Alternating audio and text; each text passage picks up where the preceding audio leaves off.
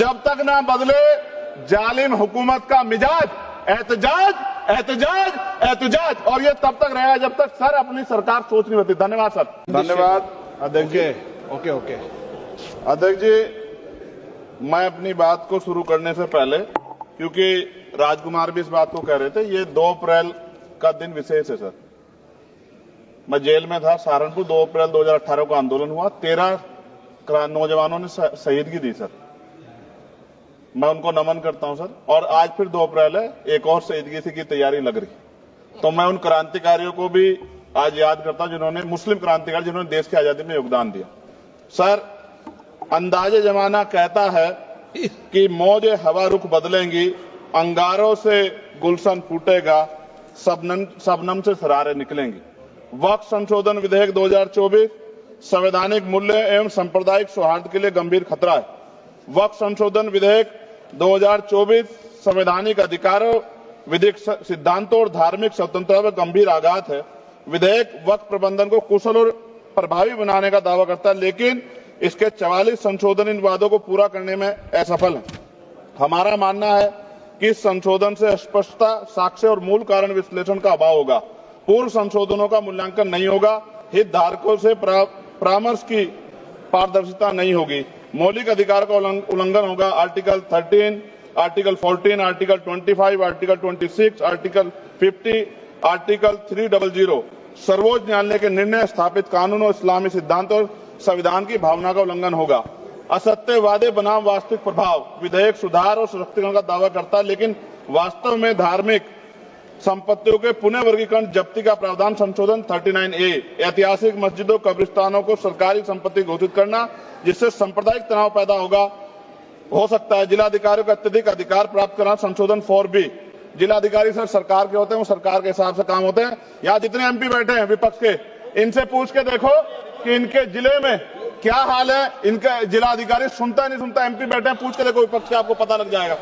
Sir, धार्मिक विशेषज्ञता या समुदाय की सलाह के बिना निर्णयों से संपत्ति विवाद और विश्वास की कमी उत्पन्न होगी। ट्रिब्यूनल की शक्ति कमजोर करना और मुस्लिम प्रतिनिधित्व हटाना, संशोधन 10B।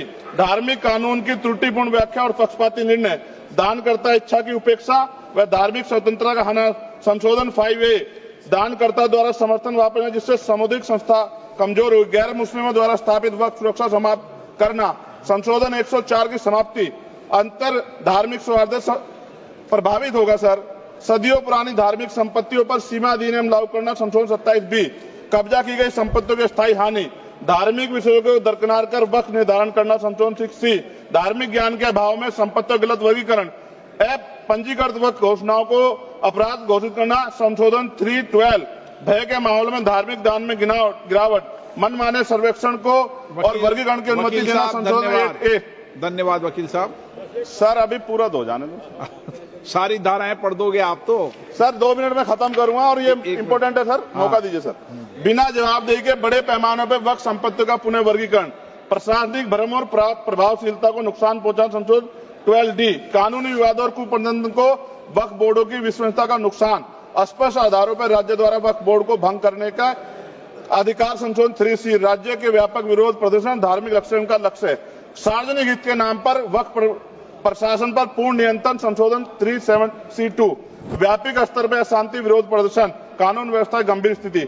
सर, सरकार के उद्देश्य से नजर आता है मुस्लिम समुदाय के योगदानों पर नियंत्रण स्थापित करना, मुसलमानों को उनकी वक्फ संपत्ति वंचित करना, वक्फ स्थापित करने का अधिकार प्रतिबंध लगाना, वाकिफ और मुतवल्ली की इस्लामी परिवर्तन करना। इस विधेयक को वर्तमान रूप से स्वीकार करें और समावेशी परामर्श, कानून स्पष्टता, संवैधानिक धार्मिक सुरक्षा सुनिश्चित करें। सर, ये तो बिल पे था सर, क्योंकि आप कहते हैं बिल पे बोलना चाहिए 2 दिन नहीं, लेकिन सर मैं सुबह से सुन रहा हूं सर 2-3 चीजें बोलूंगा सर। जो विद्वान सरकार मुसलमानों की कितनी हितैषी है सर, कुछ कह रहे हैं क्या?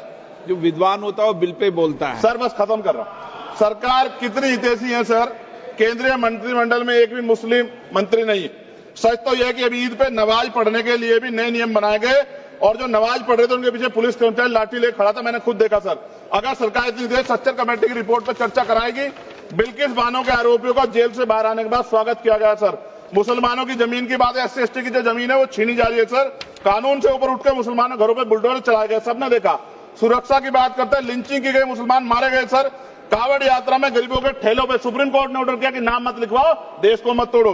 अंत में सर बात निकली है तो दूर तक जाएगी। पार्टी सरकार के नेता यात्रा निकाल के कहते हैं मुसलमानों को भगाओ, और कई एक मुस्लिम एमपी पिछली बार सर उनको क्या क्या शब्द निकाले, कोई निंदा नहीं हुई सर, और उसका प्रमोशन हुआ।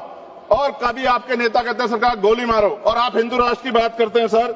मेरा यह कहना है सर, मैं इसका पुरजोर विरोध करता हूं और अपनी एक शायरी के साथ खत्म करूंगा। तो बहुत सुनी मैंने आज दोनों तरफ, जब तक ना बदले जालिम हुकूमत का मिजाज, एहतजाज एहतजाज एहतजाज, और ये तब तक रहेगा जब तक सर अपनी सरकार सोच नहीं होती। धन्यवाद।